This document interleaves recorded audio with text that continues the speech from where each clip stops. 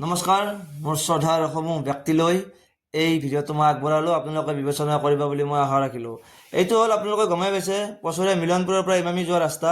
আপোনালোকে দেখা পাইছে মানুহবিলাকৰ পৰিস্থিতি দেখি আপোনালোকে গম পাইছে কিমান ভয়াৱহ ইয়াত গাত হৈ আছে পানীৰ তলত।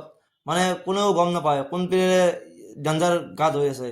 আপোনালোকে দেখা পাইছে নে মানুহবিলাক ইমান কষ্টত আহি আছে। মানে তেখেতসকলে কিবা 300 কিবা টকা হাজিৰা কৰে।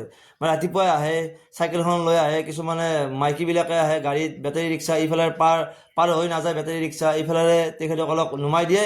তেখেতসকলে চেণ্ডেল খুলি কাপোৰ কোচাই ফ্লাছিং মাৰি টচৰ পাৰ হৈ যায় ৰাতি। মানে কি ক'ম আৰু দুখৰ বিষয়, উপায় নাই আৰু। আপোনালোকে আমাৰ পছৰৰ সচেতন ব্যক্তিগিলাক কলৈ গ'ল? আপোনালোকে আহক, ইয়াৰ ওপৰত কিবা এটা ব্যৱস্থা গ্ৰহণ কৰক, নহ'লে ইয়াত ভয়ানক এক্সিডেণ্ট হ'ব। আমাৰ স্থানীয় ব্যক্তিসকল ওলাই আহকচোন। বিশেষকৈ সকলোবিলাক একগোট হ'লে কিবা এটা নহয় কিবা এটা সমস্যা সমাধান হ'ব। কিয় আপোনালোকে ওলাই নাহে? ওলাই আহক, ইয়াৰ ওপৰত কিবা ব্যৱস্থা লওক।